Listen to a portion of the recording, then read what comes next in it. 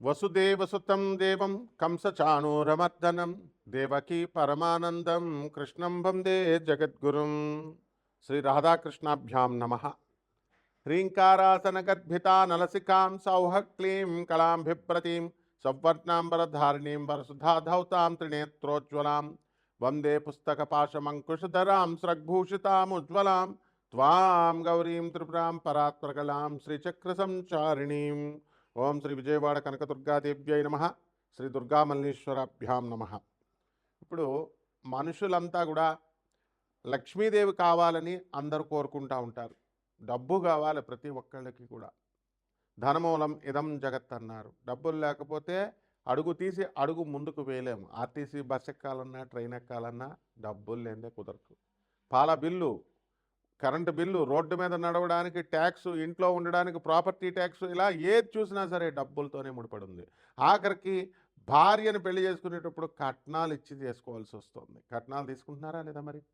మరి ఉదారంగా భార్యలు పాపం వాళ్ళకి ఏదో ఫేవర్ చేసినట్టు మగవాళ్ళు బిల్డప్ ఇవ్వకూడదు. కట్నాలు తీసుకుంటున్నారు. కాబట్టి అడుగునా కూడా ఇంకా న్యాచురల్ ప్రేమ ఎక్కడ ఉంది కట్నం తీసుకున్నప్పుడు?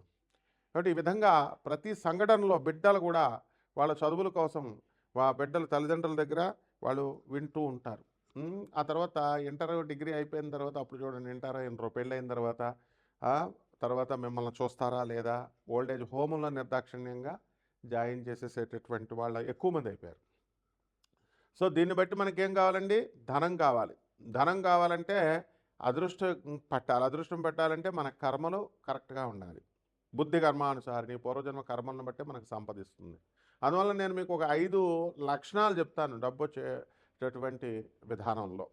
లక్ష్మీదేవి మనకి కర్మలను బట్టే ఇస్తుంది. కానీ జగద్గురువైనటువంటి శ్రీకృష్ణ పరమాత్మల వారు కుచేలుణ్ణి ఎలాగా, అతను గర్భ దరిద్రుడు, రాధాదేవి శాపానికి గురైనటువంటి వ్యక్తి, వాడు రాధాదేవికి శాపం పెట్టడం ఏంటి?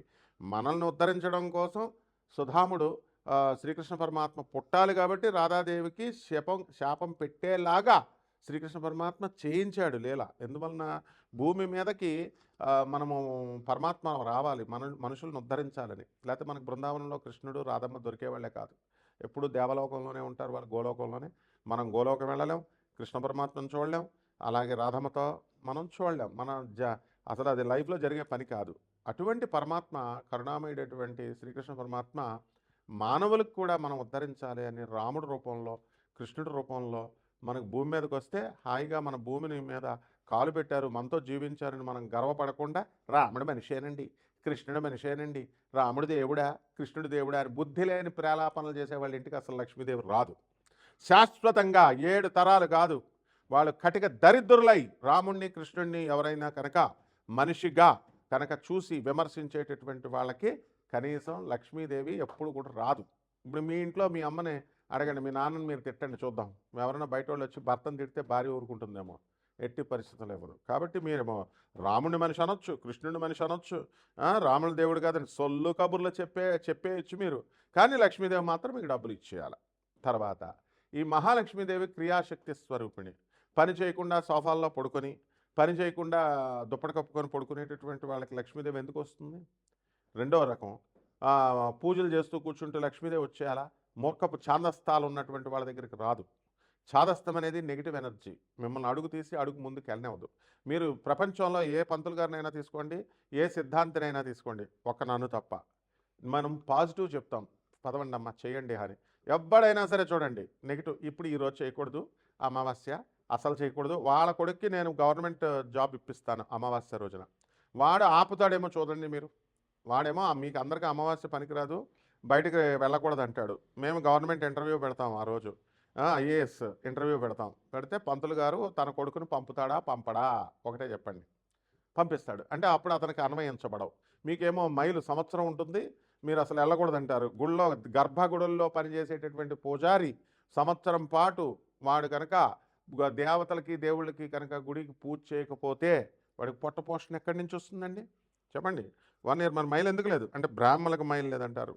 ఇది బ్రాహ్మణులకు ఒక రూల్, అగ్ని బ్రాహ్మణుడు ముట్టుకుంటే కాలదు, శూద్రుడు ముట్టుకుంటే కాలుతుందా? ఇలాంటి నాన్ సెన్స్ అన్నీ నెగిటివిటీ ఉన్నటువంటి పంతులతో, నెగిటివిటీ ఉన్న జ్యోతిష్కులతో తిరిగితే గర్భదరిద్రులు అయిపోతారు 7 జన్మల వరకు. వాళ్ళ వీడియోలు విన్నా కూడా గర్భదరిద్రులు అయిపోతారు. నెగిటివ్ ఎనర్జీ ఎలా వస్తుందంటే, కంపు వస్తుందనుకోండి, పెంట కంపు. పెంట మీద వాసన ఆ చుట్టుపక్కల 1 కిలోమీటర్ దూరం వరకు వస్తుంది. అదే నెగిటివ్ ఎనర్జీ. ఆ వాసన ఎలాగైతే వస్తుందో అలా నెగిటివ్ పర్సన్స్తో మనం తిరిగినప్పుడు ఆ నెగిటివ్ ఎనర్జీ స్ప్రెడ్ అవుతుంది. వాసన కూడా స్ప్రెడ్ ఎనర్జీయే. కాబట్టి ఈ రకంగా మనకు మహాలక్ష్మి తల్లి వచ్చేటప్పుడు కొన్ని చిహ్నాలు ఇస్తుందండి.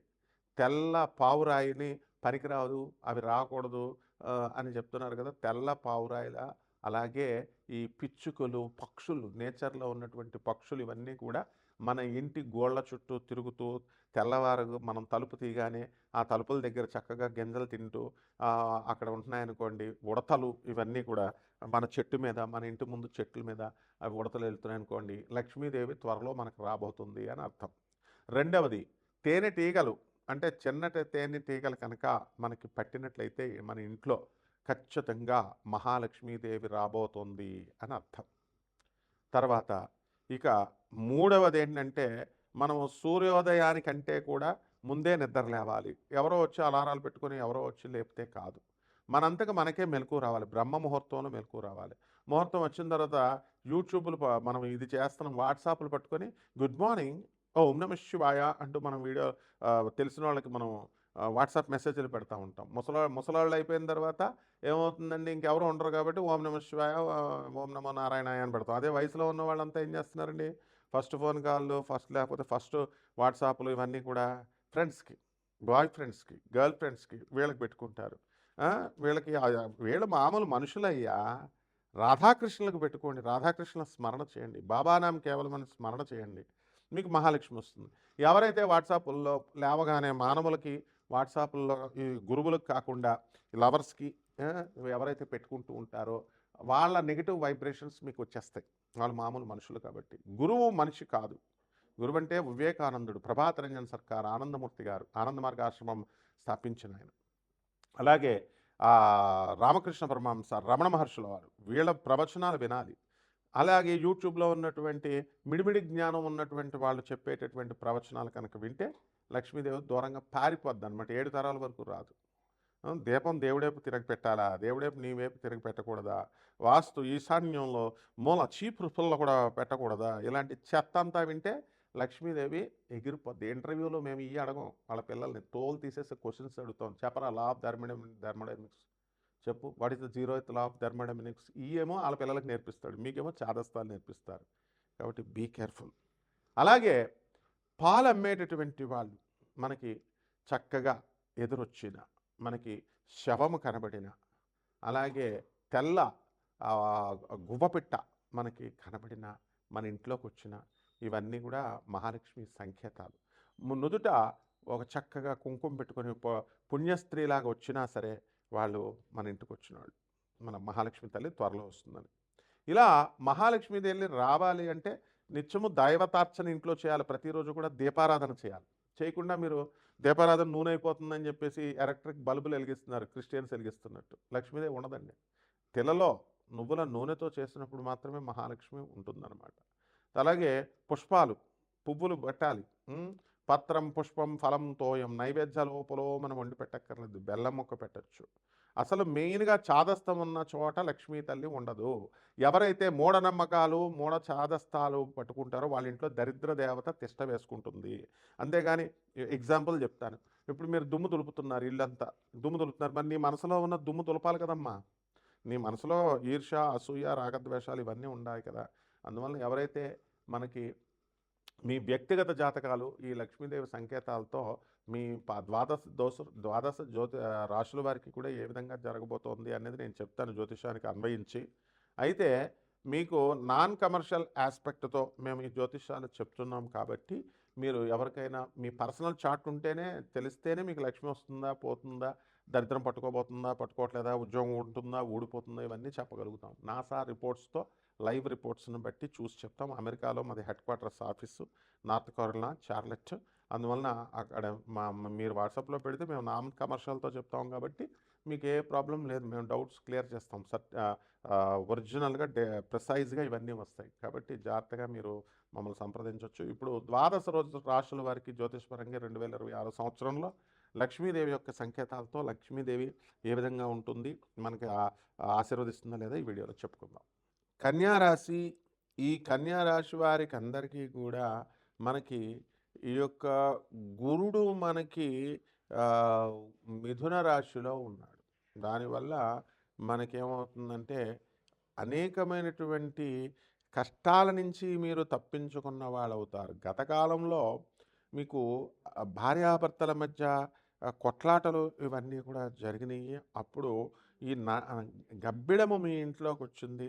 ఆ తర్వాత నుంచి ఈ యొక్క అనర్థాలనేటటువంటివి చాలామంది విషయంలో జరిగింది. కేవలం గబ్బిడమే కాకుండా పాములు, తేళ్ళు, జర్రులు ఇలాంటివన్నీ కూడా బొద్దింకలు, దోమలు ఇవన్నీ కూడా మీ ఇళ్లలో ఎక్కువగా తిరుగుతున్నప్పుడు దరిద్రలక్ష్మి అనేటటువంటి ఆవిడ మీ ఇంట్లో ఉంటుందన్నమాట.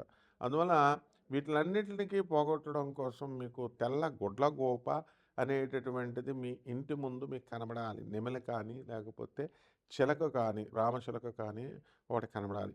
అవి కనబడతాయన్నమాట. ఇప్పుడు మీకు మహాలక్ష్మి తల్లి యొక్క శుభ దృష్టి అనేటటువంటిది మీ పైన పడింది ఈ రాశి వారికి. కాబట్టి కన్యా రాశి వారికి అందరికీ కూడా రాహు కుంభరాశిలో ఉన్న కారణంగా శత్రువులపై మీకు ఆధిపత్యం వచ్చింది. గతంలో మీరంటే పడనటువంటి వాళ్ళందరూ కూడా ఇప్పుడు మిత్రులైపోవడానికి అవకాశాలు వచ్చినాయి.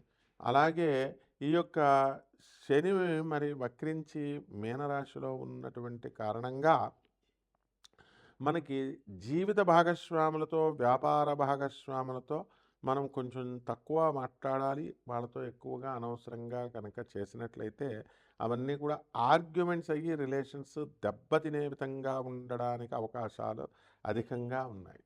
అయితే ఈ యొక్క కన్యారాశి వారికి అందరికీ కూడా సింహరాశిలో ఉన్నటువంటి కేతుగ్రహ కారణంగా నవంబర్ 25, 2026 సంవత్సరం వరకు కూడా మీకు ఛాదస్థం అధికంగా ఏర్పడడం జరుగుతుంది. ఒకే ప్రశ్నని 10 మంది జ్యోతిష్కుల దగ్గర అడగడము, వాళ్ళ దగ్గర నుంచి క్లారిఫికేషన్స్ తీసుకోవడం, ఇలా ఓవర్ థింకింగు, ఓవర్ ఎనలైటికల్గా కన్యారాశి వారు ఉండడం కారణంగా దెబ్బతింటారు. అలాగే ఈ రాశివారి అందరూ కూడా ప్రేమ వ్యవహారాలలో చిక్కుకోవడానికి అవకాశాలు ఉంటాయి. కాబట్టి ఎవరైతే ప్రేమ వ్యవహారాల్లో ఉన్నారో అటువంటి వాళ్ళు ఇమీడియట్గా మీరు పెళ్ళిళ్ళు చేసుకోవడానికి ఎక్కువ అవకాశాలు ఉన్నాయి. అయితే ఫిబ్రవరి 1, 2026 సంవత్సరం వరకు కూడా మనకి శుక్రగ్రహ మూఢమే ఉన్నటువంటి కారణంగా మీకు వివాహాలు అనేటటువంటివి జరగవు. కాబట్టి ఈ యొక్క పరిహారాలు మనం కొన్ని చేసుకోవాల్సినటువంటి అవసరం ఉంది. మరి మంగళవారం నాడు వెంకటేశ్వర స్వామి వారికి ఆరాధన, అర్చన, షోడశోపచారాలతో విష్ణు సహస్ర పారాయణలు చేసుకోవాలి. అదేవిధంగా శనివారం నాడు ఆంజనేయ స్వామి వారికి మీరు మారుతి స్తోత్రం కానీ, ఓం హం హనుమతే నమః అనేటటువంటి మంత్రాలతో, ఏవైనా మంత్రాలు పర్లేదు, హనుమాన్ చాలీసా ఇవన్నీ కూడా మీరు ఆంజనేయ స్వామి వారికి చేసుకుంటే బ్రహ్మాండంగా ఉంటుంది. రావి చెట్టు చుట్టూ ప్రదక్షిణాలు చేయండి. ఓం హం హనుమతే నమః అంటూ నీళ్లు పోయండి. బ్రహ్మాండంగా ఉంటుంది. శుభమస్తు.